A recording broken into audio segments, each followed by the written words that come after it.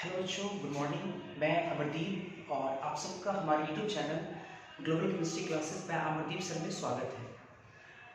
आज मैं आप सबके सामने ऑनलाइन प्लेटफॉर्म पे खड़ा हूँ और इसका सिर्फ और सिर्फ एक ही रीज़न है और वो ये है कि मैं आपके साथ लगातार टच में रहूँ, आपकी पढ़ाई जो हो कभी डिसकंटिन्यू नहीं हो, क्योंकि जो प्रेजेंट सिचुएशन हमारे आपके आसपास जो बनी हुई है वो वाकई में लोग उससे डरे हुए हैं, काफ़ी सहमे हुए हैं और लोग घर से बाहर निकलना नहीं चाहते हैं। तो मैं चाहता हूँ कि आप सबकी पढ़ाई लगातार रहे, मैं आपके टच में रहूँ। इसलिए ऑनलाइन प्लेटफॉर्म के माध्यम से मैं आपके क्लास 10th के जो भी पोर्शंस जो है पढ़ना है उसे मैं कंटिन्यू प्रोवाइड करता हूँ। जब लॉकडाउन की स्थिति थी तो मेरी क्लासेस में ऐसे कई सारे बच्चे थे जो आना बिल्कुल बंद कर चुके थे। तो कुछ ऐसे बच्चे हैं जिनका 4-5 वीडियो लेक्चर सॉलिड स्टेट का छूटा हुआ है और बहुत सारे ऐसे बच्चे जो कंटिन्यू क्लासेस कर रहे थे। तो मैं कुछ दिनों के लिए 2 वीडियो लेक्चर प्रोवाइड करूंगा। एक लेक्चर उन बच्चों के लिए होगा जो सॉलिड स्टेट बिल्कुल नहीं बने हैं और एक वीडियो लेक्चर उन बच्चों के लिए होगा जो क्लासेस लगातार थे, तो उसके आगे की हम लोग पढ़ाई करेंगे। तो आज का जो वीडियो लेक्चर है, जो अभी का मैं वीडियो लेक्चर बनाने जा रहा हूँ, वो जो बच्चे लगातार कंटिन्यू क्लासेस में आ रहे थे उसके बाद की मैं पढ़ाई कराऊंगा, उसके बाद का पोर्शन मैं यहाँ पे कराऊंगा। जैसे हम लोग सॉलिड स्टेट पढ़ रहे थे और सॉलिड स्टेट में तकरीबन 5 लेक्चर आपका हो चुका है, 5 लेक्चर। तो आज मैं 6 लेक्चर डालने जा रहा हूँ। ठीक है, 6 लेक्चर। 5 लेक्चर में मैंने आपको क्या क्या पढ़ाया मैं थोड़ा सा रिकैप कर लेता हूँ एक बार। हम लोग पढ़े थे सॉलिड क्या है, फिर सॉलिड का क्लासिफिकेशन पढ़े, एमॉर्फस होता है, क्रिस्टलाइन होता है। फिर मैंने आपको समझाया कि क्रिस्टलाइन सॉलिड का स्टडी करना काफ़ी आसान है, इसलिए एमॉर्फस नहीं पढ़ेंगे, क्रिस्टलाइन सॉलिड के बारे में पढ़ेंगे। इतना पढ़ने के बाद फिर मैंने आपको समझाया क्रिस्टलाइन सॉलिड का क्लासिफिकेशन कई सारे फैक्टर्स के आधार पे कई अलग अलग तरीके से होता है। और फिर इसके बाद हम लोग कुछ इंपॉर्टेंट टर्म्स पढ़े थे जो सॉलिड स्टेट से रिलेटेड होता था, जैसे बेसिस क्या है, जैसे लैटिस और क्रिस्टल लैटिस क्या है, जैसे यूनिट सेल क्या है, ये सब वगैरह वगैरह हम लोग पढ़े थे।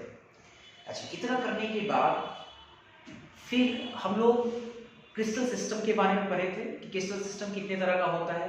क्रिस्टल सिस्टम पढ़ाने के बाद फिर मैंने आपको पढ़ाया कि एक क्रिस्टल सिस्टम में लैटिस जो पॉइंट है उसकी सजावट कितने तरीके से हो सकता है। तो मैंने समझाया था 4 तरीके से हो सकता है और हर सजावट के लिए एक अलग नाम होता था। इतना पढ़ाने के बाद फिर मैंने आपको कहा कि सॉलिड स्टेट में आपको 2 ही चीज़ें पढ़ना है, एक क्रिस्टलाइन सॉलिड का स्ट्रक्चर और दूसरा क्रिस्टलाइन सॉलिड में होने वाले डिफेक्ट्स, दोष, क्या दोष होते हैं इसके बारे में पढ़ना है। तो सबसे पहले हम लोग पढ़ेंगे क्रिस्टलाइन सॉलिड का स्ट्रक्चर और फिर मैंने आपको कहा था कि स्ट्रक्चर को भी हम लोग 2 केस में पढ़ेंगे। फर्स्ट केस में ऐसे क्रिस्टलाइन सॉलिड का स्ट्रक्चर जिसमें एक ही तरह का बेसिस हो, अर्थात एक ही तरह का एटम हो, इसके बारे में पहले पढ़ेंगे। इसका एग्जांपल था एलिमेंट्स, मेटल्स, ये सब हो सकता है वगैरह वगैरह। और जिसमें हमने आपको समझाया कि उन 7 क्रिस्टल सिस्टम में सिर्फ एक ही क्रिस्टल सिस्टम आपको करना है, क्यूबिक पढ़ना। और क्यूबिक में 3 तरह का वेरिएबल्स लैटिस पॉसिबल होता है। एक था आपका प्रिमिटिव, दूसरा बॉडी और तीसरा फेस। तो मुझे लगता है कि मैंने प्रिमिटिव पढ़ाया था, प्रिमिटिव या सिंपल, पीसीसी शॉर्टली जिसको बोलते थे पीसीसी या एससीसी, ये मैं दोनों बैचेस में मैं पढ़ा चुका हूँ। उसके बाद किसी बैच में बीसीसी शायद हो गया था और किसी बैच में बीसीसी नहीं हुआ, तो मैं बीसीसी से स्टार्ट करता हूँ। सेकेंड वेरिएबल को रेडी लगाते पहले। सेकेंड है बी नंबर। सेकेंड हम लोग पढ़ेंगे body centred cubic crystal system और शॉर्टली इसको हम लोग बोलेंगे बीसीसी। बॉडी सेंटर्ड एक सिंगल वर्ड है, क्यूबिक एक सिंगल वर्ड है, क्रिस्टल सिस्टम एक सिंगल वर्ड की तरह ट्रीट करेंगे। तो इसका बी, इसका सी, इसका सी, शॉर्टली इसको क्या बोल सकते हैं, बीसीसी। अब समझिए कि बीसीसी होता क्या है। पहले तो आप समझिए बॉडी सेंटर्ड क्या है। आपको हमने पढ़ाया होगा कि बॉडी सेंटर्ड एक प्रकार का सजावट होता है। कैसे सजावट को बॉडी सेंटर बोलते हैं? अगर क्रिस्टल सिस्टम में लैटिस पॉइंट का सजावट सारे कॉर्नर पे हो और उसके अलावा एक बॉडी के सेंटर पे हो, तो ऐसे सजावट को हम लोग बोलते हैं बॉडी सेंटर। अगर क्रिस्टल सिस्टम क्यूबिक हो, क्यूबिक, और उसमें लैटिस पॉइंट का सजावट सारे कॉर्नर पे हो, मतलब क्यूब के सारे कॉर्नर पे हो और बॉडी के सेंटर पे हो, तो ऐसे सजावट को हम नाम देंगे body centred cubic crystal system. देखिए लिखते हैं, यहाँ पे जरा लिखेंगे, पहले देखिए जरा पिक्चर वाइज देखते हैं। क्रिस्टल सिस्टम के तौर में हम क्या लिया है? एक क्यूब लिया है, ये हम लोग क्यूब लेके आ जाते हैं और इस क्यूब में सारे लैटिस पॉइंट का सजावट, लैटिस पॉइंट का सजावट क्या हो? कॉर्नर पे हो और एक बॉडी के सेंटर पे हो, एक बॉडी के सेंटर। तो ऐसे सजावट को हम बोलते हैं बॉडी सेंटर। क्योंकि ये सजावट क्यूबिक में, इसलिए इसको बोलेंगे क्यूबिक, है ना, body centre cubic crystal system. तो लिख सकते हैं इसमें कि एटम्स आर present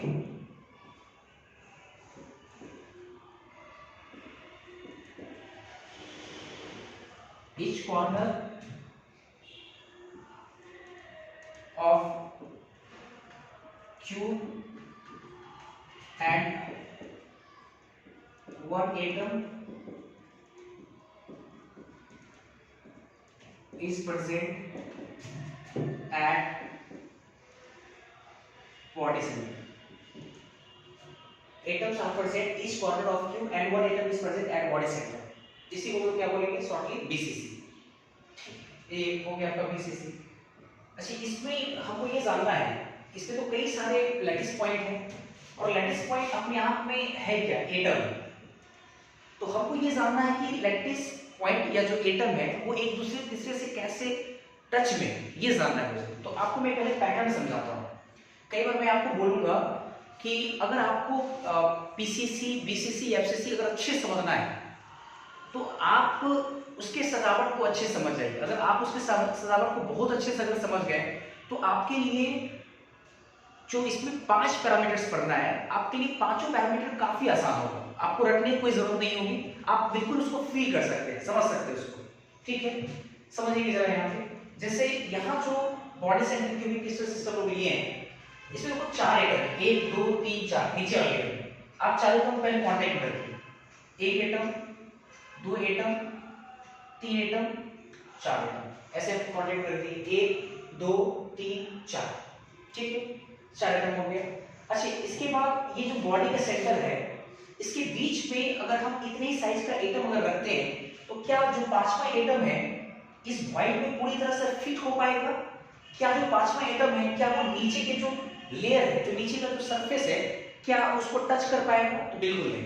अगर आप इतने ही साइज की एटम को अगर इस व्हाइट में रखते हैं तो वो एटम इस व्हाइट के ऊपर ही रखा रहेगा, ऊपर नहीं जाएगा, ऐसे इसके अंदर नहीं जाएगा।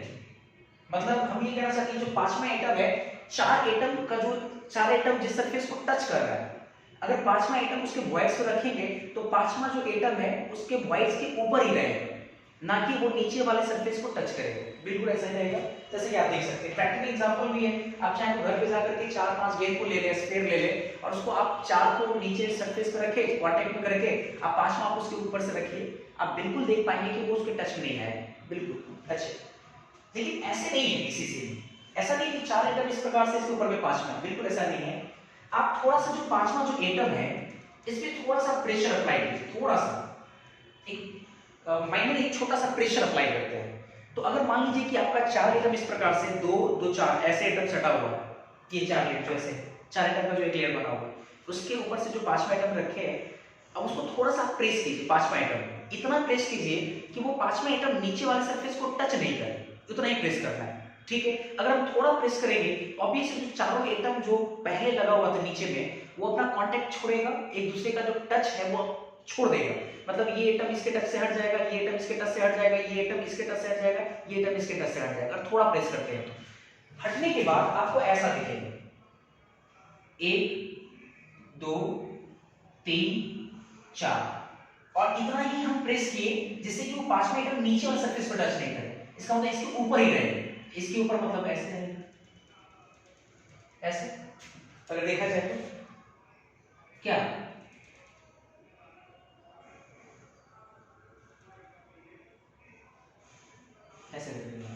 पांचवा एटम ऐसे रहेगा और ऐसे ही रहता है, बिल्कुल आप फील कीजिए। 4 एटम एक दूसरे के टच में है, पांचवा एटम उसके ऊपर व्हाइट्स में रखे, थोड़ा सा उसको प्रेस किए, चारों एटम कांटेक्ट छोड़ दिया और पांचवा एटम ऊपर में ही है, नीचे वाला सरफेस प्रेस नहीं कर रहा है, ऐसा कुछ होगा। 1 2 3 4 इसके ऊपर से जो पांचवा रखे हैं, और जैसा नीचे में चारों एटम है 1 2 3 4, वैसे आप उसके ऊपर से फिगर कीजिए। इन चारों एटम के एक ऐसे एक ऐसे एक ऐसे एक ऐसे, मतलब इसके ऊपर से रखने जा रहे हैं, इसके ऊपर से रखेंगे तो बिल्कुल आपको ऐसे दिखेगा।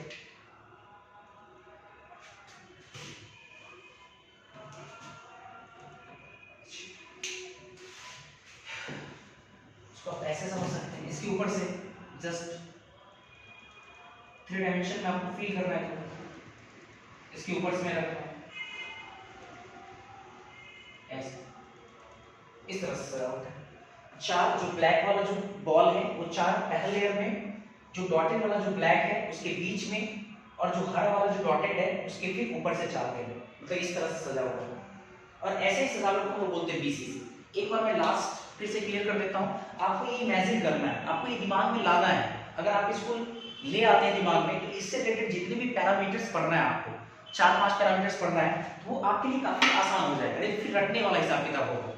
तो आप क्या कीजिए, आप थोड़ा फील करेंगे, पहले 4 एटम एक दूसरे को टच में रखे, चारों एटम पहले लेयर में, पांचवा एटम उसके व्हाइट्स में रखे, थोड़ा उसको प्रेस किए, जो नीचे वाला चारों एटम है वो एक दूसरे से कांटेक्ट छोड़ दिया, थोड़ा थोड़ा, इतना ही प्रेस किए कि पांचवा जो ऊपर वाला एटम वो नीचे वाला सरफेस को टच नहीं कर रहा है, थोड़ा प्रेस किए, चारों एटम नीचे कांटेक्ट छोड़ दिया, उसके बाद पांचवा एटम ऊपर से, और जैसा नीचे 4 एटम उसके ऊपर से वैसे 4 एटम रख दिए उसके ऊपर से, उसके ऊपर वाला भी चारों एटम एक दूसरे को टच नहीं कर रहा है, ऐसा बिल्कुल आप मान के चलिए। इसी प्रकार का सजावट है, और इसी सजावट को मैं आपको इस लेटेस्ट पॉइंट के जरिए मैं आपको दिखा रहा हूं इसमें। अच्छा अब आइए जरा इसमें अगर मैं आपको दिखाऊं एक बार, जैसे अगर मैं आपसे पूछूं कि इसमें जितने भी एटम्स हैं वो एक दूसरे से किसके अलोंग टच में है, ये बड़ा इंपॉर्टेंट सवाल है, ये एक दूसरे से किसके अलोंग टच में है। आप अच्छे से एक बात मुझे बताओ, क्या नीचे वाला जो चारों एटम था, अगर उनके सेंटर को अगर आप मिला देते हैं, उनके सेंटर्स को, एक नीचे स्क्वायर बनेगा, कल्पना करो थोड़ा, 1 2 3 4 सेंटर को मिलाने चलेगा, एक स्क्वायर बना, बीच में एक एटम आया, फिर उसके ऊपर से 4 एटम फिर जब ऊपर वाला जो चारों एटम उसके सेंटर्स को अगर आप मिला दें तो फिर एक स्क्वायर बनता है, और स्क्वायर ऊपर से करस्पॉन्डिंग अगर लाइन को आप मिलाते चले जाए तो आपको एक क्यूब दिखेगा, क्यूब, बिल्कुल क्यूब दिख रहा होगा आपको, दिख रहा है, ठीक है, ये क्यूब हो गया। अब एक बात मुझे बताओ, क्यूब में एज लेंथ होता है, क्यूब में फेस डायगोनल होता है, क्यूब में बॉडी डायगोनल होता है। अगर आप सारे एटम को अच्छे से अगर एनालाइज करें तो थोड़ा देखिए इसको, तो मैं अगर आपसे पूछूंगा कि एटम किसके अलोंग टच में है, क्या एज लेंथ के अबाउट टच में? बिल्कुल नहीं है। आप देख सकते हैं नीचे वाले लेयर में, क्या ये एज लेंथ, ये एज लेंथ, ये एज लेंथ, ये एज लेंथ, क्या एज लेंथ के अबाउट टच में? बिल्कुल नहीं है। जैसे देखो इसमें ये वाला एज लेंथ है, देखो ये एज लेंथ है, तो क्या ये एक दूसरे के टच में है? नहीं है। ये इसके टच में नहीं है, ये इसके टच में नहीं है, ये इसके टच में नहीं है, एज लेंथ के अबाउट बिल्कुल टच में नहीं है, मतलब ये इसके टच में नहीं, ये इसके टच में नहीं, ये इसके टच में नहीं है, ऊपर वाला भी वैसे, ये इसके टच में नहीं, ये इसके टच में नहीं, ये इसके टच में, एज लेंथ के अबाउट टच में नहीं। अगर आप ऊपर से भी देखें तो क्या ये इसके टच में आएगा? बिल्कुल नहीं, क्योंकि बीच में एक एटम है, तो ये इसके टच में नहीं आएगा, तो एज लेंथ के अबाउट टच बिल्कुल नहीं है। अच्छा, क्या फेस डायगोनल के अबाउट टच में? बिल्कुल नहीं है। क्या आप एक चीज बताइए, जब 4 एटम ऐसे रखा हुआ था पहले लेयर में, और ये वाला कॉर्नर का एटम इस वाले कॉर्नर के एटम के कभी भी टच में आएगा? अगर चारों टच में भी रहता, अगर बाय एक दूसरे से चारों एटम, जैसा कि हम लोग पीसीसी में पढ़ते हैं, टच में है, तब भी एक एटम दूसरे एटम के फेस डायगोनल के अबाउट टच में नहीं है, एज लेंथ के अबाउट टच में, फेस डायगोनल के अबाउट ऐसे भी टच में नहीं। तो बीसीसी में भी आपका फेस डायगोनल के अबाउट टच में बिल्कुल नहीं है। क्या मैं अगर आपसे बोलूंगा क्या ये एटम इस एटम पर टच में है? बिल्कुल नहीं, दिख भी नहीं रहा टच में। क्या ये एटम इस एटम पर टच में है? बिल्कुल नहीं है, फेस डायगोनल के अबाउट टच में नहीं है। लेकिन अगर आप देखें तो एक एटम दूसरे एटम के से टच में बॉडी डायगोनल के अबाउट है, बॉडी डायगोनल। कैसे बॉडी डायगोनल? आप इसको देखिए जरा अच्छे से, ये वाला इसके टच में है, ये वाला, और ये वाला इसके टच में भी है, देखो फिर बॉडी डायगोनल के अबाउट टच में, ये इसके टच में, ये इसके टच में, बॉडी डायगोनल के अबाउट टच में। अगर आप देखिए ये वाला इसके टच में है, ये वाला देखो इसके टच में, बॉडी डायगोनल के अबाउट टच में। तो आप बोल सकते हैं सबसे इंपॉर्टेंट बात, and atoms are in contact only along boy diagonal, not along the edge length या फेस लेंथ। एज लेंथ या फेस लेंथ के अबाउट टच में नहीं। सबसे इंपॉर्टेंट है पीसीसी में आप देखे होंगे कि एक एटम दूसरे एटम के एज लेंथ के अबाउट टच में होता था। बॉडी सेंटर्ड में हम लोग देख रहे हैं क्या कि एक एटम दूसरे एटम से बिल्कुल बॉडी डायनेमिक के अबाउट टच में, फेस डायनेमिक या एज लेंथ के अबाउट टच में बिल्कुल नहीं। अच्छा, तो यहां से देखिए बात, अगर हम फिर से मैं एक क्यू बना लूं जैसा ये बना लेते हैं, अगर ये हम बना, ठीक है, तो एक एटम यहाँ पे जिसको जो लेटिस पॉइंट आता है, लेटिस पॉइंट वास्तव में है क्या? एटम ही है ना। तो अगर मैं यहाँ पे एटम में दिखाऊं, अगर एक एटम हम यहाँ पे बनाए, है ना,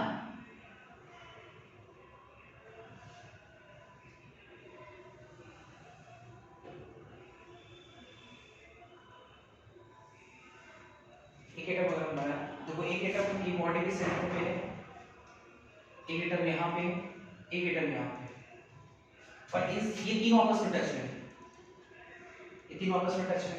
अच्छा, एक बार तो यहाँ से तीनों आपस में टच में, मान लेते हैं कि ये जो क्यूब है इसका एज लेंथ मान लेते हैं ए। कितना मान लिया इसमें? ए मान। Late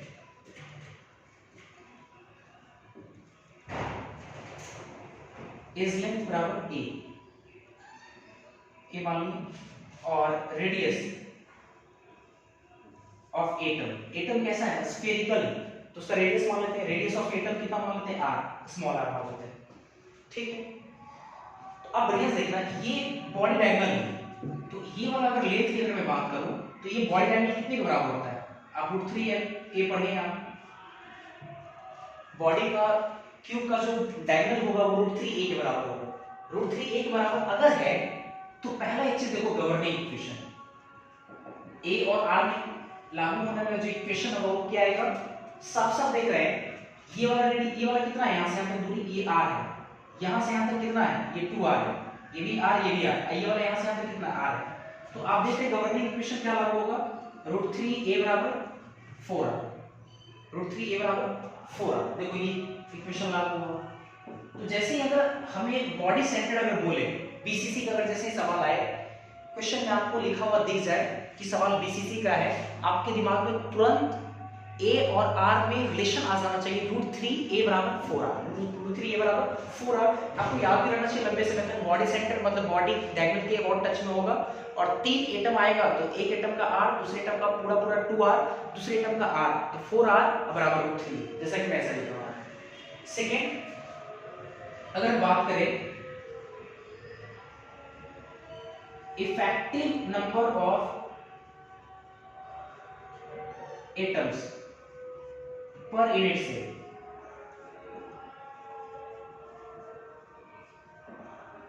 effective number of atom per unit cell, एक यूनिट सेल में एटम का इफेक्टिव संख्या कितना होगा? ऑब्वियस है, पूरा एक एटम एक यूनिट सेल में आएगा नहीं, तो उसकी इफेक्टिव संख्या कितना है, आखिर आएगा कितना उसमें? अब देखिएगा सर अच्छे से, Z बार। एक चीज बताइए मुझे, आप बीसीसी पढ़ रहे हैं, बीसीसी, और बीसीसी में एटम्स कहाँ मिलता है? कॉर्नर पे मिलता है, सारे कॉर्नर पे मिलते हैं, और एक बॉडी के सेंटर में मिलता है। तो अगर सारे कॉर्नर पे अगर मिलते हैं तो याद करो, मैंने आपको क्लास में इमेजिन भी कराया था कि अगर एक कॉर्नर पे अगर एटम मिलेगा तो उस एटम का एक क्यूब में कितना हिस्सा मिलेगा? तो 1/8, आपको याद होगा 8 क्यूब से शेयर करेगा वो कॉर्नर वाला एटम, तो एक क्यूब को कितना मिलेगा? 1/8 मिलेगा। तो कॉर्नर वाला एटम को 1/8 मिलेगा, ऐसे से कितने एटम?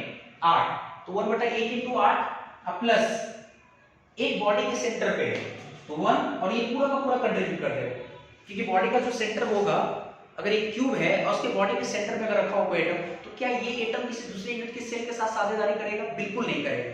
दूसरे क्यूब के साथ साझेदारी नहीं करेगा तो उस एटम का सारा हिस्सा इसी क्यूब में आएगा। तो इसका मतलब एक बॉडी के सेंटर पे और पूरा योगदान दे रहा है, तो 1 × 1। तो यहाँ से Z का वैल्यू कितना आ जाएगा? Z बराबर कितना? 2। देखो z बराबर 2 वेरी वेरी इंपॉर्टेंट। जैसे ही सवाल बीसीसी का हो तुरंत दिमाग में दो बात आना चाहिए, a और r रिलेशन और z बराबर कितना होता है। तो a और r रिलेशन √3 a बराबर 4r और z बराबर कितना 2। जैसे आपको मैंने एससीसी में पढ़ाया था, एससीसी में z बराबर a और a और r रिलेशन a बराबर 2r, बिल्कुल देखा गया। चलिए इसके बाद ये दूसरा हो गया। तीसरा देखते हैं हम लोग डेंसिटी। तीसरा अगर मैं डेंसिटी की बात करूं, डेंसिटी ऑफ क्रिस्टल,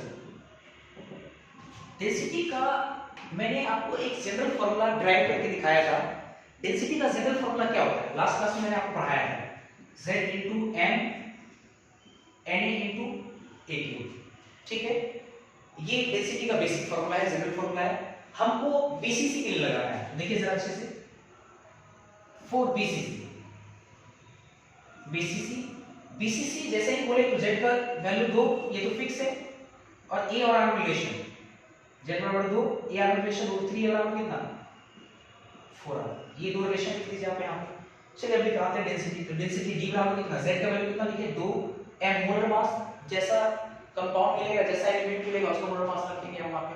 सोडियम मिला तो 23, मैग्नीशियम मिला 24, एल्यूमिनियम मिला 27, जिंक मिला तो 65 और आयरन मिला तो 56, लेकिन उसका वैल्यू फिक्स होता है मोलर मास, जो जैसा रहेगा एलिमेंट वैसा मोलर मास ले लेंगे। 2 into m divided by na। अब वाटर नंबर 6 × 10 की पावर 23, ये भी नंबर फिक्स है, तो na की वैल्यू को रख लेंगे यहां पे इनटू aq। अगर सवाल में a डायरेक्ट दिया हुआ है आप aq निकाल लीजिए, यहां पे रख दीजिए। अगर सवाल में a नहीं दिया हुआ, r दिया हुआ है, तो आप क्या कर सकते हैं कि a की जगह पे आप चाहें तो r की टर्म से कितना लिख सकते हैं, r की टर्म से कितना लिख सकते हैं 4r बटा √3, 4r बटा √3 का होल क्यूब, और यहाँ पे r का वैल्यू रख करके इसको सॉल्व कर लीजिए, डेंसिटी आ जाएगा। मैं डेंसिटी निकाल नहीं रहा हूँ, मैं आपको बस क्वेश्चन अप्रोच करने का तरीका सिखा रहा हूँ कि अगर सवाल बीसीसी का है और आपसे डेंसिटी पूछे तो आप क्वेश्चन को कैसे अप्रोच कर सकते हैं। ये तीसरा होता है, ठीक है। चौथा पांचवा और देखेंगे, पहले आप इसको नोट कर लीजिए।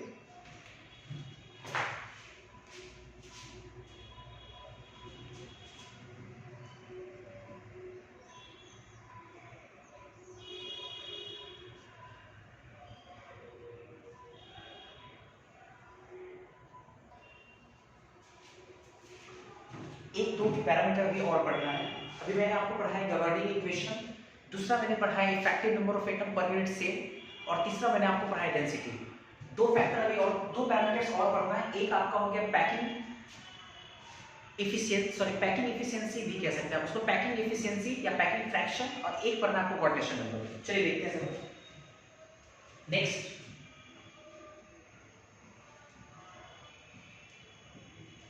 पैकिंग फ्रैक्शन, ये पढ़ना है जिसको रोज से पढ़ते हैं, पैकिंग फ्रैक्शन, ठीक है।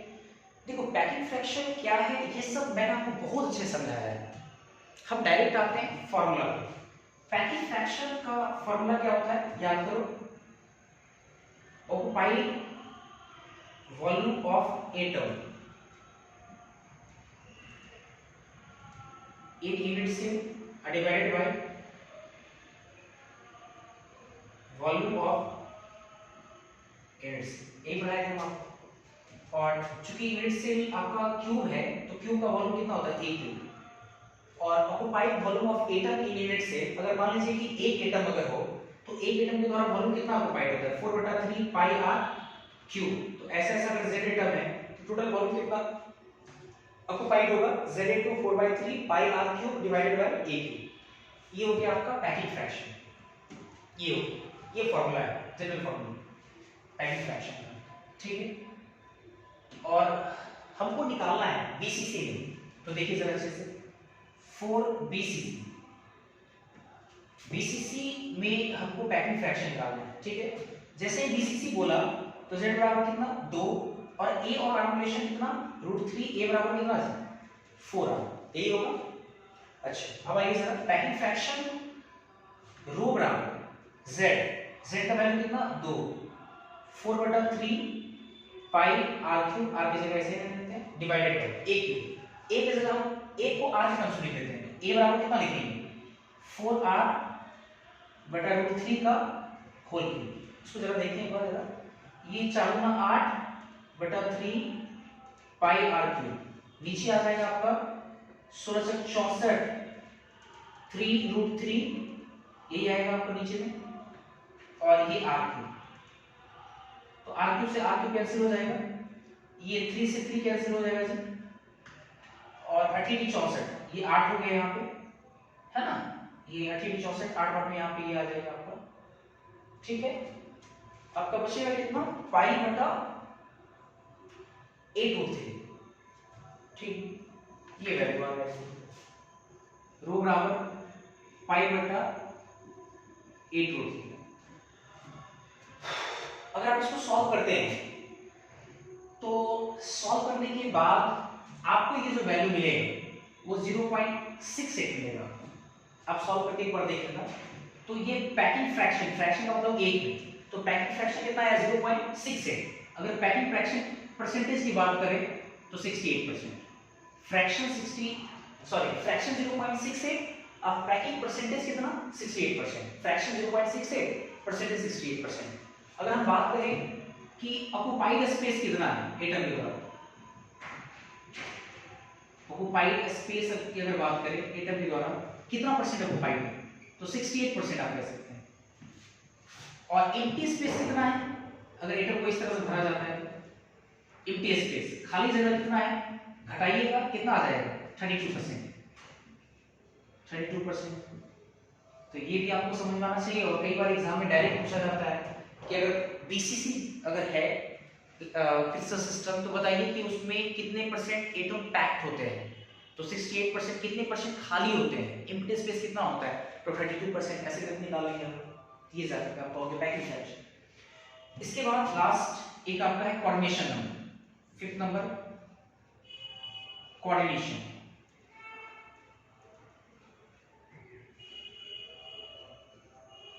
कोऑर्डिनेशन नंबर शॉर्टली इसको सीएन कहते हैं, कोऑर्डिनेशन नंबर। तो पहले समझते हैं कोऑर्डिनेशन नंबर होता क्या है। तो मैंने आपको समझाया था कोऑर्डिनेशन नंबर के बारे में कि अगर कोई एक एटम, जैसे आप ये समझिए सॉलिड अगर आप लेते तो उसमें कई सारे एटम्स है, कई सारे इनफाइनाइट नंबर ऑफ एटम्स है, आपस में पैक किया हुआ है, आपस में टच में है। और चूंकि आप जो स्ट्रक्चर कर रहे हैं उसमें एक ही तरह का एटम है, तो आप किसी भी एटम को लेकर के देखिएगा तो कोऑर्डिनेशन नंबर सेम आएगा। कोऑर्डिनेशन नंबर कहते हैं किसको है, कोई भी जिसका भी कोऑर्डिनेशन नंबर निकालना है, आप क्या कीजिए, किसी एटम को आप पकड़ लीजिए और देखिए कि एक एटम कितने एटम के टच में है, तो एक एटम जितने एटम के टच में आएगा वही संख्या उस एटम का कोऑर्डिनेशन नंबर कहलाएगा, वही संख्या। और चूंकि एक ही तरह का एटम है, एक ही जैसा पैक है, तो आप किसी भी एटम को लेकर के देखिएगा तो कोऑर्डिनेशन नंबर हमेशा सेम आएगा, डिफरेंट नहीं आएगा। कई सारे बच्चे ऐसे सोचने लगते हैं कि सर अगर मैं इस एटम को पकड़ूं तो इसका कोऑर्डिनेशन कुछ अलग आएगा, अगर मैं ये एटम अगर देखूं तो इसका कोऑर्डिनेशन अलग आएगा। बिल्कुल ऐसा नहीं है, एक ही तरह का एटम है और एक ही जैसा पैक किया हुआ है, तो आप किसी भी एटम को उठाकर देखिए, किसी भी एटम को कोऑर्डिनेशन नंबर आपका सेम आएगा, डिफरेंट नहीं आएगा। तो कोऑर्डिनेशन समझते हैं जरा पहले मैं आपको एक सजावट दिखा देता हूं। बीसीसी में कैसा सजावट है, एक क्यू बना लिए, सारे एटम कॉर्नर पे, और एक एटम कहां होता है, बॉडी के सेंटर। ये एटम, अब मेरे कोऑर्डिनेशन को देखना है किसका कितना है, तो आप एक काम करो ना, कोऑर्डिनेशन नंबर आसान किसका है बताना, जो बाहर में है उसका कोऑर्डिनेशन बताना आसान है, कि जो अंदर का एटम है उसका कोऑर्डिनेशन बताना आसान है, उसका अंदर वाले का बताना आसान है। क्यों? क्योंकि अंदर वाले एटम जो अगर होगा तो उसके बाहर में जो एटम लगे हुए हैं, तो कितने एटम के टच में ये आराम से आप काउंट कर पाओगे। लेकिन दिक्कत क्या है, अगर बाहर वाले एटम को अगर लेकर इमेजिन करोगे तो आपको पता है कि और भी बगल वाले यूनिट सेल है, लेकिन आपको इमेजिन करना पड़ेगा बगल में यूनिट सेल है, क्या इसके टच में आ रहा है कि नहीं, तो बहुत ज्यादा इमेजिनेशन हो जाएगा। तो आप पहले आसान इमेजिनेशन करो, उसके बाद मैं आपको किसी भी एटम को लेकर मैं दिखाऊंगा, कोऑर्डिनेशन बस सेम ही आएगा। तो पहले हम इस एटम को लेकर जरा सोचते हैं, इस वाले एटम, बीच वाले एटम को लेकर देखिए। अगर आपको याद है, पिक्चर से याद है कि body centred cubic crystal system में एटम का सजावट कैसे होता है, तो आपके लिए ये चीज आसान होगी। आप याद करो, ये जो है ये नीचे वाले के टच में होता है, याद करो, चारों के टच में है, ये इसके टच में भी है, इसके टच में भी है, इसके टच में भी है, इसके टच में भी है। मैंने थोड़ा पहले आपको समझाया था कि 4 एटम नीचे में है, 5वां एटम उसको ऊपर से रखे वॉइड में, अब थोड़ा सा प्रेस किए 4 एटम अलग हो गया, तो अभी इसमें जो 5वां एटम होगा वो चारों के टच में होगा। आज जैसा नीचे लेयर ए वैसा ही लेयर ऊपर से रख दिया, आपस में चारों टच में नहीं है, लेकिन वो चारों बीच वाले से टच में है। तो अगर देखा जाए तो बीच वाला जो है वो सबसे टच में है, सबके टच में, तो कोऑर्डिनेशन कितना निकल के आ जाएगा? 8 निकल के आ जाएगा। कोऑर्डिनेशन नंबर बराबर 8। एक बॉडी सेंटर 8 कॉर्नर से टच में होगा, एक बॉडी सेंटर का जो एटम है वो 8 कॉर्नर के टच में है, इसलिए कोऑर्डिनेशन नंबर कितना होगा? 8। अगर किस बच्चे का सवाल ये है कि सर अगर हम कॉर्नर वाला एटम उठा करके देखें क्या उसका कोऑर्डिनेशन नंबर क्या आता है, तो आप चेक करिए 8 ही आएगा। मैं आपको थोड़ा इमेजिन कराता हूं, आपको क्लियर हो जाएगा। जैसे आप क्या करो कि एक एटम आप कॉर्नर वाला उठा लो, ठीक है, हम कॉर्नर वाला एटम उठा लिए।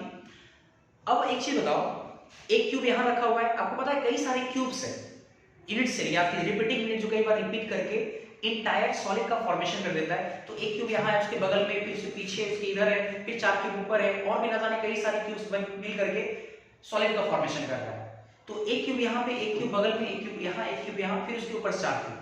तो आप ऐसा समझो, अगर हम एक ये जो क्यूब है इसके कॉर्नर वाले इस एटम को उठाते हैं, इस एटम को मान लो अगर उस वाले एटम को उठाते हैं, तो कॉर्नर वाला एटम इसके बॉडी के सेंटर से टच में होगा, ऐसे बॉडी के सेंटर से टच में होगा, वैसे ही जस्ट बगल वाले क्यूब के बॉडी के सेंटर से टच में होगा, वैसे ही इसके पीछे वाला जो क्यूब होगा, इसके पीछे वाला उसके बॉडी के सेंटर से टच में होगा, उसके बगल के उधर वाला जो क्यूब होगा उसके बॉडी सेंटर के टच में होगा, ऐसे ऊपर चलेगा, ऊपर वाले भी 4 क्यूब के बॉडी सेंटर से टच में होगा।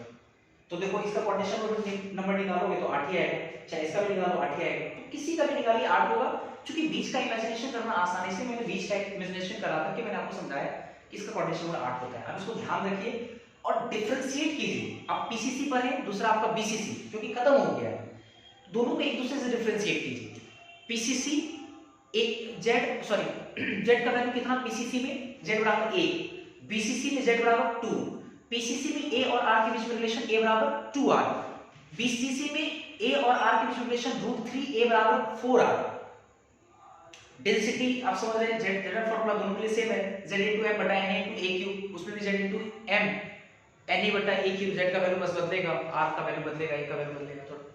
अच्छा, चौथा बात करें पैकिंग फ्रैक्शन, तो याद करो पीसीसी जो पढ़े थे हम लोग, पैकिंग फ्रैक्शन 52% आता था, 52% पैकिंग परसेंटेज 52%, इम्पटी स्पेस 48%, और बीसीसी में अगर परसेंटेज फ्रैक्शन की बात, परसेंटेज पैकिंग की बात करें, पैकिंग परसेंटेज की बात करें तो 68%, और इम्पटी स्पेस जो खाली जगह है वो 32%। कोऑर्डिनेशन नंबर की बात करें तो उसमें 8 होता था, या नहीं सॉरी गलत बोले, 6 होता था पीसीसी, और इसमें देखो 8 हो गया कोऑर्डिनेशन नंबर। तो याद रखने कोई जरूरत नहीं है, ये पूरा बीसीसी खत्म हो गया। इसके बाद हम लोग देखेंगे एफसीसी, इसको पहले नोट करेंगे।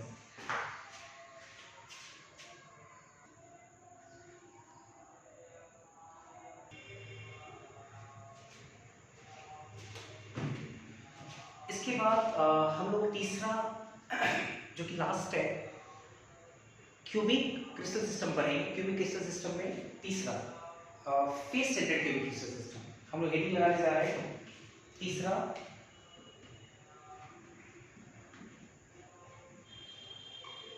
Face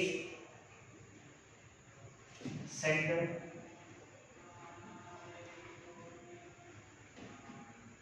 cubic crystal system, shortly इसको क्या बोल सकते हैं? एफसीसी। जैसे बीसीसी वैसे ही FCC, face centred F, cubic मतलब सी, और क्रिस्टल सिस्टम का सी, तो एफसीसी शॉर्टली इसको बोलते हैं। होता क्या है, मैंने आपको पढ़ाया पहले भी, फेस सेंटर्ड किसको बोलते हैं? अगर लैटिस पॉइंट का सजावट सारे क्रिस्टल सिस्टम के सारे कॉर्नर पे हो और प्रत्येक फेस के सेंटर पे हो, क्रिस्टल सिस्टम के सारे कॉर्नर पे और प्रत्येक फेस के सेंटर पे हो, तो ऐसे सजावट को लोग बोलते हैं फेस सेंटर्ड बोलते हैं सजावट को। अगर ये सजावट क्यूब में रहा, क्यूब में क्यूबिक क्रिस्टल सिस्टम में अगर ये सजावट हो, अर्थात मैं ये कह सकता हूं कि अगर एक क्यूब के सारे कॉर्नर पे और प्रत्येक फेस के सेंटर पे लैटिस पॉइंट का सजावट हो, तो ऐसे सजावट को नाम देंगे हम लोग face centred cubic crystal system, shortly FCC. FCC का कई सारा नाम है। एफसीसी का एक नाम होता है cubic closest packing. Cubic closest packing, shortly इसको बोल सकते हैं CCP. FCC is also known as CCP, cubic closest packing. क्यों कहते हैं, मैं आपको पैकिंग दिखाऊंगा, मैं प्रूफ करके बताऊंगा कि इसको सीसीपी क्यों है। अच्छा, एक और नाम इसका होता है, एक नाम है इसका ABC, ABC, ABC type structure. ABC, ABC type structure, ABC, ABC type structure, तीनों एक ही नाम है। कई बार क्वेश्चन में आपको एफसीसी ना कह करके सीसीपी कहेगा, कई बार सीसीपी एफसीसी ना कह करके वहां बोला जाएगा एबीसी, एबीसी टाइप स्ट्रक्चर है। तो आपको समझ में आना चाहिए, चाहे वो एबीसी, एबीसी टाइप स्ट्रक्चर कहे, चाहे आपको सीसीपी कहे, चाहे आपको एफसीसी कहे, एक ही मतलब होता है, तीनों एक ही चीज है, face centred cubic crystal system. अच्छा, क्या मैंने कहा, अगर क्यूब में क्रिस्टल सिस्टम कैसा होना चाहिए, क्यूबिक होना चाहिए।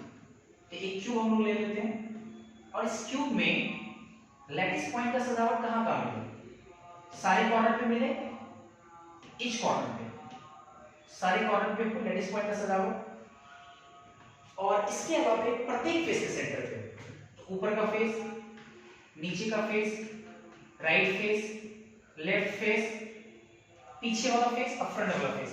इसको तो 3D में महसूस हो, इसको थोड़ा सा लाइन से डालते हैं। पीछे वाला face,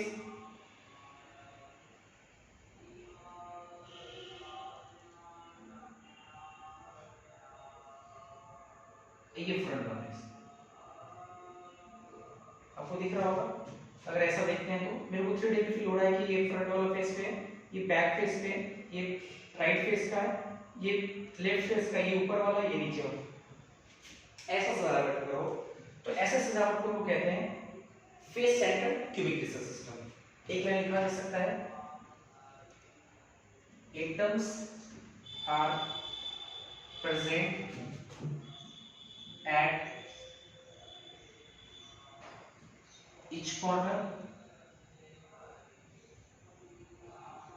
and center of each faces.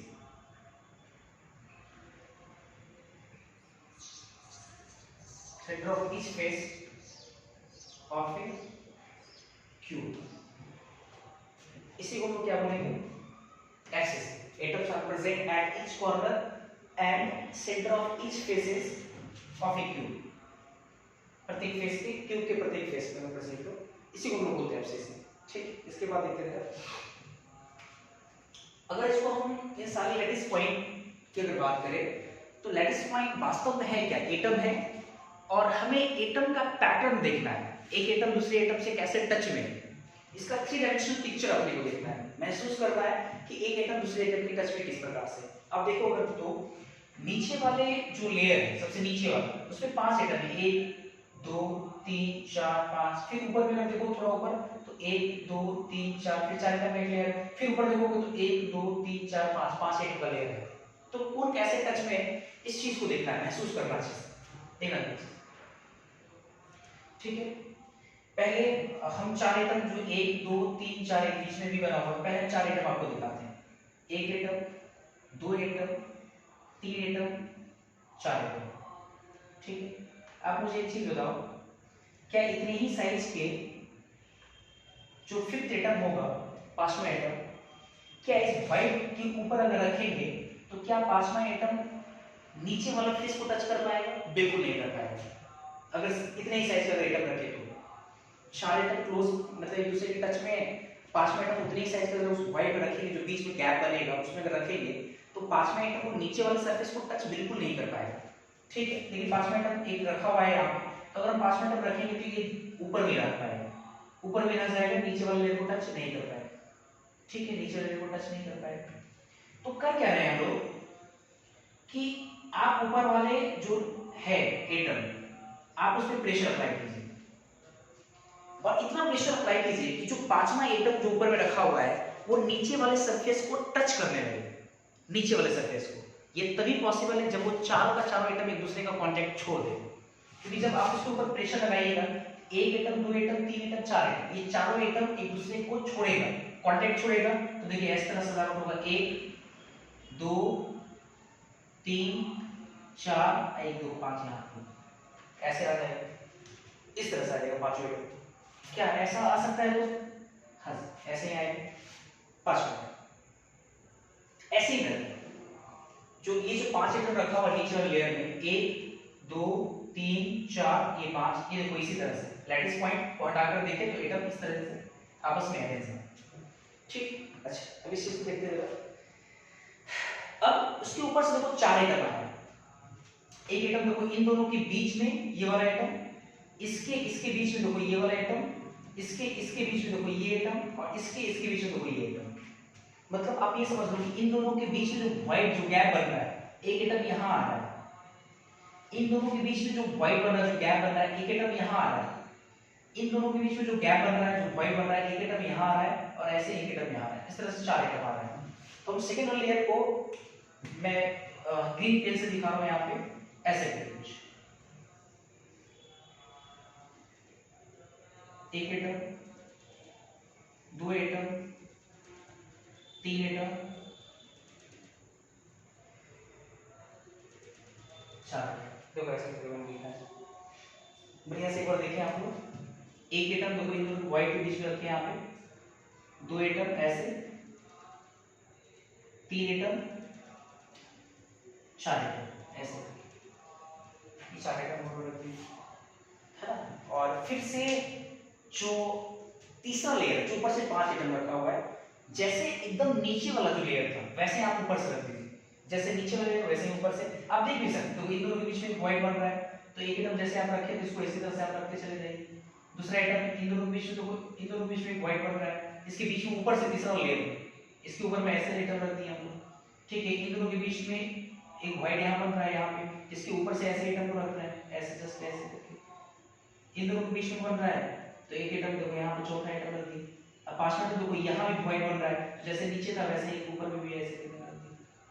तो ऐसे करके सजावट, ऐसे पैटर्न में बिल्कुल आप अच्छे से फील करेंगे, आपको समझ में आ जाएगा। चार एटम एक दूसरे के क्लोज में है, बीच में व्हाइट बना, पांचवा एटम उतने ही साइज का रखे, लेकिन आपको पता है कि वो नीचे वाले सरफेस को टच नहीं करेगा। आप प्रेशर अप्लाई करेंगे, जैसे प्रेशर अप्लाई करेंगे, दबाएंगे उसको, वो नीचे वाले सरफेस को टच करेगा, जिसकी वजह से जो चारों एटम है एक दूसरे को कांटेक्ट छोड़ देगा। तो एक जो नीचे जो एटम गया, वो नीचे वाला एटम, एक एटम, दो एटम, तीन एटम, चार एटम, नीचे एक पांचवा एटम, ये एटम इसके टच में नहीं होगा, ये इसके टच में नहीं होगा, ये इसके टच में नहीं होगा, इसके टच में नहीं होगा, लेकिन जो बीच वाला जो एटम है चारों के टच में होगा, चारों आपस में कांटेक्ट छोड़ चुका है, बीच वाला एटम चारों के कांटेक्ट में है। अच्छा, फिर उसके बाद देखो इन दोनों एटम के बीच में गैप है, इन दोनों एटम के बीच में गैप है, इन दोनों एटम के बीच में गैप है, फिर इन दोनों एटम के बीच में गैप है, इस गैप में 1 2 3 4 ऐसे करके रखें हम लोग, 2 2 4, और जैसा नीचे है वैसे ही जस्ट ऊपर हम लोग रख दिए, बीच में फिर 1 2 3 4 क्लियर ऐसे करके रखें, जो आप देख सकते हैं, इसमें फील कर सकते हैं आप इस चीज को। और एक बात आपकी मन में जरूर क्वेश्चन होगा कि सर मुझे लेयर्स चेक करना है कि या मेरे को एटम चेक करना है कि कौन सा एटम एक दूसरे तीसरे के टच में है, ये सबसे बड़ा सवाल है और सबसे इंपॉर्टेंट ये है, इसी को जानना बहुत जरूरी है। तो मैं आपको एक बात बता रहा हूँ, अगर आप नीचे वाले लेयर को देखें, नीचे वाले जो लेयर पहले मैं बना रहा था, 1 2 3 4, इसके बीच में जो मैं बना रहा था 5, ये जो नीचे वाला लेयर है अगर आप इसको देखें अच्छे से, सबसे नीचे वाला, तो आप इन्हीं एटम को लैटिस पॉइंट से रिप्लेस करके आप पेपर रिप्रेजेंटेशन को आसान करने के लिए आपने रिप्लेस किया था। तो एक लैटिस पॉइंट यहाँ लैटिस पॉइंट, ये भी लैटिस पॉइंट, ये भी लैटिस पॉइंट, ये भी लैटिस पॉइंट, लेकिन जब आप इन चारों को मिलाते हैं, देखो नीचे स्क्वायर बन चुका है नीचे वाला, वैसे तीसरा जो लेयर ऊपर वाला है वैसे स्क्वायर बनेगा, जब दोनों को मिलाओगे एक क्यूब बन जाएगा। क्यूब में एज लेंथ होता है, फेस डायमीटर होता है, बॉडी डायमीटर होता है। हमको चेक करना है कि एक एटम दूसरे एटम के किसके अबाउट टच में है, ये सबसे बड़ा सवाल है, किसके अबाउट टच में है। आप अगर देखें तो क्या ये इसके टच में, बिल्कुल नहीं, एज लेंथ के अबाउट टच में नहीं हुआ, क्या ये इसके टच में, बिल्कुल नहीं, एज लेंथ के अबाउट टच में, ये इसके अबाउट टच में, ये इसके अबाउट टच में। लेकिन आप इन तीनों को अगर देखें, ये तीनों आपस में एक दूसरे से देखो टच में है, एक दूसरे से टच में, एक दूसरे से, तो आप बोल सकते हैं कि फेस डायगोनल के बहुत टच में। तो ये फेस डायगोनल, ये भी फेस डायगोनल के बहुत टच में, बिल्कुल ये फेस डायगोनल के बहुत टच में। एक बात और देखो जरा यहाँ पे, इसके ऊपर से जब आप एटम रखते चलेंगे, इसी में देखो जरा अच्छे से, ये वाला देखो फेस का एटम है 1 2 3 4, तो देखो ये इसके टच में नहीं, ये इसके टच में नहीं, ये इसके टच में नहीं, ये इसके टच में, लेकिन ये इसके टच में, ये इसके टच में, देखो ये भी फेस डायगोनल के बहुत टच में, फेस डायगोनल के बहुत टच में। तो जितने भी इसमें फेसेस बने हुए, तो प्रत्येक फेस के सेंटर में जो एटम रखा हुआ है, अगर आप फेस डायगोनल ड्रॉ करते हैं, उस फेस डायगोनल के अबाउट तीनों एटम आपस में एक दूसरे से टच में आए, जैसे ये वाला इसके टच में, ये इसके टच में।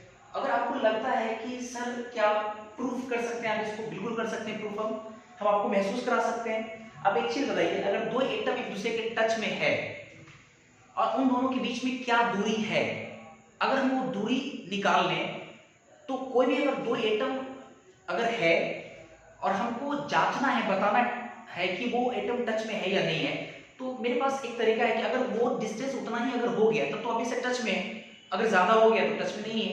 तो आप एक चीज मुझे बताओ, अगर इस क्यूब का एज अगर ए मान लो, ए, ठीक है, तो एक बात मुझे बताइए, यहां से यहां तक की दूरी क्या होगी, यहां से यहां तक √2a, यहां से यहां तक √2a, तो ये वाला दूरी कितना हो जाएगा, a बटा √2, ये वाला दूरी a बटा √2, a बटा √2 होगा।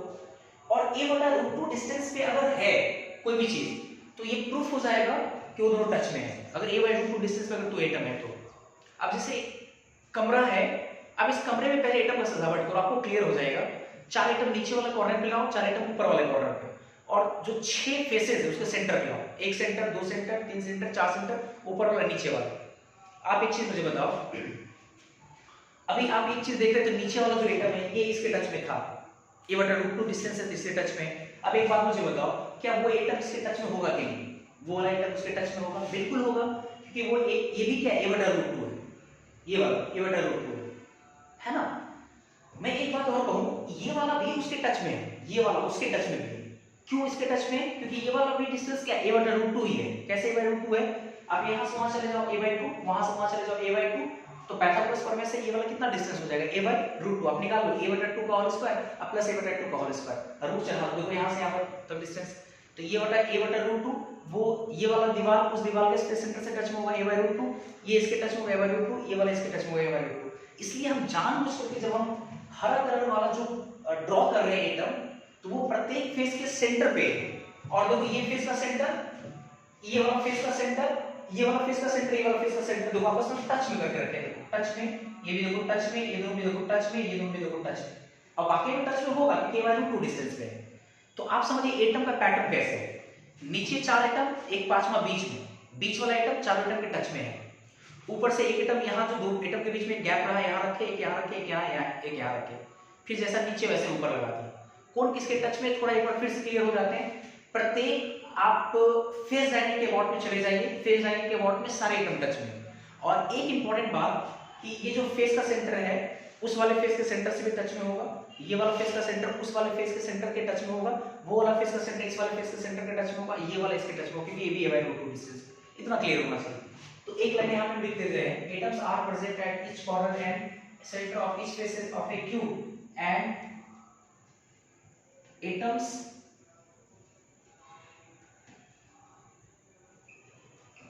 Are in contact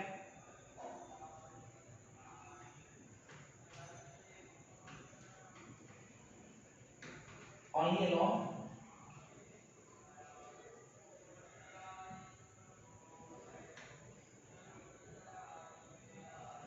face diagonal, not along the edge length and body diagonal। ना तो edge length के अबाउट टच में होगा, नहीं body diagonal के अबाउट टच में होगा। ये सबसे इंपॉर्टेंट लाइन है, only along the face diagonal की अबाउट में ही टच में ही है, ये सबसे इंपॉर्टेंट है। अच्छा, इतना के बाद चलिए अब थोड़ा सा गवर्निंग क्वेश्चंस आने हैं। इससे पहले आप जब नीचे वाले जो 4 एटम, एक पांचवा बीच में वो तो है, और तीसरे वाले जो लेयर में जो 4 और एक 5 एटम है, अगर सारे एटम्स के सेंटर्स को मिलाकर के अगर आप क्यूब कट करें आप वहां से, तो सारे एटम उस क्यूब में नहीं आ पाएंगे, और वो आपको कैसा दिखेगा उसमें मैं विचार करूं तो कुछ इस तरह से दिखता है आपको। देखिए जरा अच्छे से,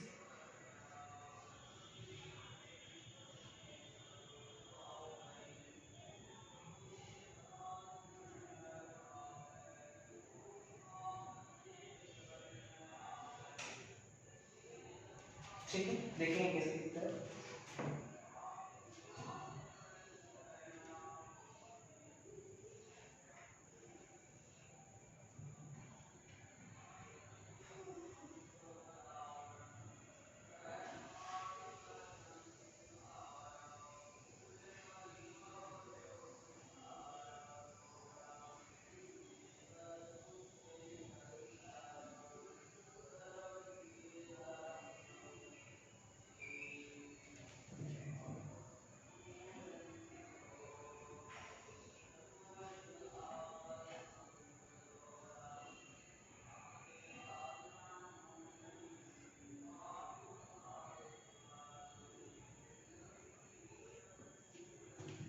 आप अगर देखिए उसको मैं शैडो कर रहा हूँ,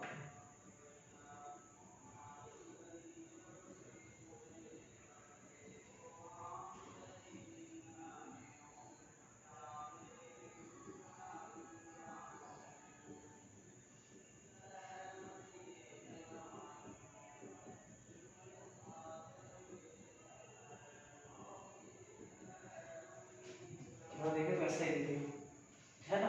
ये देखो, मैं जानबूझ के फेस का जो सेंटर मैंने बनाया है, ये इसके टच में रखिए, इसके टच में, इसके टच में, इसके टच में, और इसमें के बहुत टच में नहीं। तो जब आप अगर आप कट करके निकालोगे तो वो आपको ऐसा ही दिखेगा, बिल्कुल ऐसा ही दिखेगा। मैं ऊपर वाला अगर फेस दिखाऊं तो फेस में कुछ इस तरह से दिखेगा,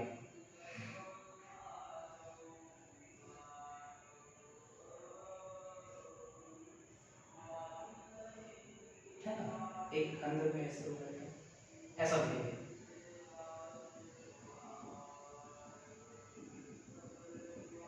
ऐसा दिखेगा एक फेस। अगर इसके एज को अगर हम लोग ए मानते हैं, ठीक है, तो ये वाला डिस्टेंस कितना होगा, इसको लोग बोलते हैं फेस डायमीटर, √2a होगा, ये √2a होगा। और आपको पता है कि ये वाला जो दूरी है, ये वाला, ये r होता है क्या, ये वाला भी r, ये भी r, यहां से लेकर के r। तो अगर आप देखिएगा डिस्टेंस को तो ये कितना आ जाएगा, देख लीजिएगा यहां से, तो ये वाला आपका r हो गया, ये वाला भी डिस्टेंस कितना r होगा, ये भी r और ये भी आपका r। तो गवर्निंग इक्वेशन सबसे महत्वपूर्ण है, तो पहला गवर्निंग इक्वेशन की अगर बात करें a और r में लागू होने वाला इक्वेशन, तो ये कितना आ जाएगा, हमारे पास आएगा √2a बराबर 4r। ये है governing equation, very very important. √2a बराबर 4r। फेस एंगल आप पढ़ रहे हैं, sorry face centre theory crystal system पढ़ रहे हैं, एफसीसी पढ़ रहे हैं, और जिसमें √2a बराबर कितना हो जाएगा 4r। अच्छा, सेकंड अगर हम लोग देखें, second effective number of atoms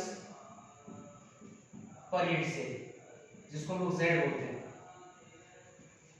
तो Z बराबर कितना होगा, फेस सेंटर्ड में एटम कहाँ मिलता है आपको, फेस सेंटर्ड में सारे कॉर्नर पे मिलते हैं, या तो एक कॉर्नर कितना कंट्रीब्यूट करता है एक सेल में 1/8, और ऐसे से कितने कॉर्नर पे 8 कॉर्नर पे, प्लस प्रत्येक फेस के सेंटर पे। तो अगर किसी एटम को हम फेस के सेंटर पर रखेंगे तो एक फेस का जो सेंटर वाला जो एटम होगा वो एक यूनिट सेल में हाफ कंट्रीब्यूट करेगा, हाफ। अब जानते हैं हाफ, इसमें हाफ दूसरे तरफ चला जाएगा, हाफ कंट्रीब्यूट होगा, पहले मैंने सिखा चुका ऐसे। तो हाफ इनटू ऐसे से कितने फेस थे 6, हाफ इनटू 6। अगर इसको कट करते हैं तो z बराबर 1 + 3, तो z बराबर कितना आ जाएगा 4 आएगा। Effective atomic number, sorry effective number of atom per unit cell कितना आ गया आपका 4 आ गया। पीसीसी तो 1, बीसीसी तो 2, एफसीसी तो 4। पीसीसी तो ए और आर रिलेशन ए बराबर 2r, बीसीसी तो √3 a बराबर 4r और एफसीसी तो √2 a बराबर 4r। आप इसको नोट कर लो।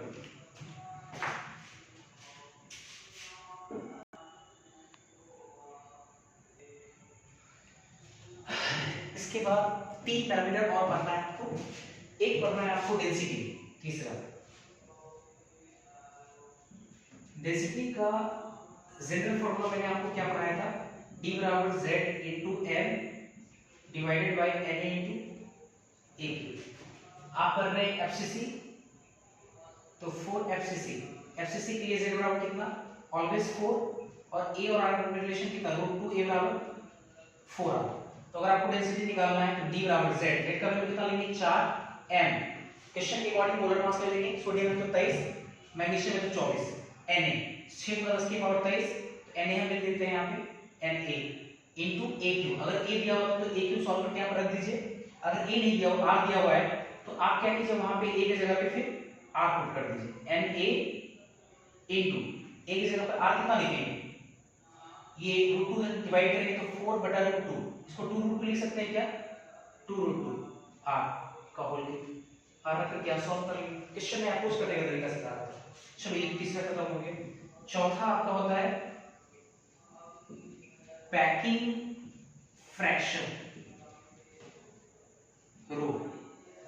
पैकिंग फ्रैक्शन का general formula Z into 4/3 pi r cube total volume occupied by the atom divided by volume of its AQ। ये जनरल फॉर्मूला होता है। अब मेरे को लगाना है किसके लिए, 4 एफसीसी।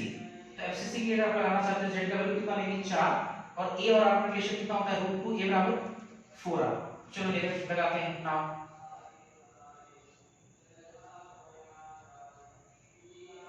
नाउ रो बराबर Z का वैल्यू ले लें 4, 4/3 पाई r क्यूब, इसको रखते हैं, नीचे में क्या है AQ।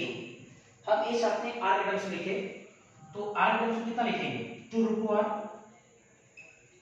का होल क्यूब, ये 4 से 16 पाई r क्यूब 3 और ये कितना हो जाएगा 8 × 16 √2 r क्यूब। तो r के साथ कैंसिल हो जाएगा, 16 से 16 कैंसिल हो गए तो ये हमारे पास कितना आ जाएगा रो का वैल्यू, रो बराबर आ जाएगा π/3√2, π/3√2। और इसको अगर आप सॉल्व करते हैं तो ये 0.74 आएगा, 0.74। और अगर परसेंटेज में बात करें, 100 में बात करें तो 74%। फ्रैक्शन 0.74 और परसेंटेज की अगर बात करें पैकिंग परसेंटेज तो 74%। मतलब ऑक्युपाइड अगर वॉल्यूम की बात करें, ऑक्युपाइड वॉल्यूम तो 74% आया आपका। और एम्प्टी स्पेस की बात करें, जो खाली जगह है एम्प्टी स्पेस, तो ये आएगा 26%। ये हो जाएगा और काफी इंपॉर्टेंट, वेरी इंपॉर्टेंट। एक बात और मैं कहूंगा यहाँ पे, आपको याद होगा हम एफसीसी को सीसीपी भी कहते हैं। FCC is also known as CCP. क्यों कहते हैं सीसीपी, आप अगर देखें तो क्यूबिक क्लोजेस्ट पैकिंग, क्यूबिक में 3 तरह का पैकिंग हो सकता है, प्रिमिटिव, बॉडी और फेस। प्रिमिटिव में पैकिंग जो फ्रैक्शन था वो मात्र 0.52 था, बॉडी में 0.68 था और हम लोग फेस में देख रहे 0.74 है। तो सबसे मैक्सिमम है एफसीसी में, सबसे मैक्सिमम में पैकिंग, बढ़िया पैकिंग है। अगर बात करें पैकिंग का तो उन दोनों से तो अच्छा पैकिंग है। इसी कारण हम इसको बोलते हैं क्यूब में, चूंकि एक टाइट पैकिंग हुआ, एक क्लोजेस्ट पैक हुआ है, इसलिए हम इसको बोलते हैं क्यूबिक क्लोजेस्ट पैकिंग, शॉर्टली इसको बोलते हैं CCP. FCC is also known as CCP, इसलिए कहते हैं सीसीपी। एबीसी एबीसी क्यों कहते हैं ये बाद में आपको समझ में आएगा, लेकिन ये सीसीपी क्यों कहा जाता है तो आप देख सकते हैं कि क्यूबिक क्लोजेस्ट पैकिंग में सबसे अच्छा पैकिंग आपका एफसीसी करता है, इसलिए एफसीसी को हम लोग बोलते हैं सीसीपी, क्यूबिक क्लोजेस्ट पैकिंग। क्योंकि 74% पैक हो रहा है, मात्र 26% खाली है, बाकी सब में आप याद कीजिए इतना अच्छा पैकिंग नहीं था, इसलिए ऐसा बोलते थे। चौथा हो गया, पांचवा ये कोऑर्डिनेशन नंबर पे आते हैं। Coordination number CN। तो पहले कौन सा आइटम कैसे है उसके लिए पहले हम एक क्यूब दिखा रहा हूं, ठीक है। आप जानते हैं कि एफसीसी में सारे आइटम कॉर्नर पे है और प्रत्येक फेस के सेंटर पे, प्रत्येक फेस के सेंटर। कई बार मैं कह रहा हूं कि अगर कोऑर्डिनेशन को देखना है तो आप उस आइटम को उठाइए जिस आइटम को लेकर के इमेजिनेशन करना आसान है, और वो कौन सा आइटम है, जो बीच वाला आइटम है। कॉर्नर वाला आइटम कहां से देख पाइएगा, थोड़ा दिक्कत होगा आपको समझने में, ठीक है। इस तरह से आइटम, तो मान लीजिए हम इस आइटम को देखते हैं, इस वाले आइटम फेस के सेंटर पे जो इस वाले आइटम, तो ये अपने लेयर में ही चार आइटम के टच में है। एक, देखो सर अच्छे से, अगर इस वाले आइटम को हम लोग देखें, 1 2 3 4 ऊपर है टच में। मतलब अगर ऊपर वाले सेंटर की बात करें, फेस सेंटर का, तो वो वाला आइटम इस कॉर्नर के टच में होगा, उस कॉर्नर से टच में होगा, उस कॉर्नर से टच में होगा, उस कॉर्नर से टच में होगा। मतलब चारों, मतलब जिस फेस के सेंटर को आप ले रहे हैं, उस फेस के सेंटर में जो चारों कॉर्नर है, उन चारों कॉर्नर के आइटम से टच में होगा। वो वाला जो है वो इसके टच में भी होगा, इस वाले फेस के सेंटर में टच में होगा। क्यों? ये वाला भी डिस्टेंस a/√2 है, मैं तुम्हारे पहले से कहा था a/√2 पे अगर आएगा तो टच में होगा। अब कैसे, ये a/2, ये वाला a/2, तो ये वाला डिस्टेंस कितना हो जाएगा, a/√2। तो फेस का सेंटर इस वाले फेस के सेंटर से टच में होगा, वो वाला फेस का सेंटर उस वाले फेस के सेंटर टच में होगा, वो वाला फेस का सेंटर इस फेस के सेंटर से टच में होगा, और ये वाला फेस का सेंटर उस वाले फेस के सेंटर टच में होगा। तो ये चार ऐसे हो गया। अब चार ऊपर चले जाइए आप, तो आप ये समझिए ना पहले कि जो फेस का सेंटर है अपने चार कॉर्नर के टच में होगा, और ये जो फेस है ऊपर वाला, इसके परपेंडिकुलर जितने भी फेसेस हैं, तो इसके परपेंडिकुलर 8 फेसेस हैं, 1 2 3 4, उसके ऊपर भी 4, और उसके प्रत्येक फेस के सेंटर से टच में। मतलब आप ये कह सकते हैं ये वाला जो है इन चारों को टच में हुआ, ये वाला जो फेस का सेंटर है ये पीछे वाला, राइट वाला, लेफ्ट वाला और फ्रंट वाला, इन चारों के सेंटर से भी टच में होगा, और ऐसे इसके ऊपर जो क्यूब होगा उसके ऊपर वाले फेस के सेंटर से, चारों फेस के सेंटर से टच में होगा। मतलब इसमें कोऑर्डिनेशन वर्क की अगर बात करें तो कोऑर्डिनेशन वर्क से कितना निकल के आएगा, 12, पीसीसी में 6, बीसीसी में 8 और एफसीसी में 12। कैसे? फेस का सेंटर अपने 4 और नीचे वाला जो चारों फेस है, जो उसके परपेंडिकुलर फेसेस है, 1 2 3 4, अगर ऊपर वाला फेस लिए वो सेंटर, तो उस ये जो आपका जो छत है इसके परपेंडिकुलर चारों दीवार है, तो चारों दीवार के सेंटर से टच में, वो वाला इसके टच में, इसके टच में, इसके टच में, उसके टच में।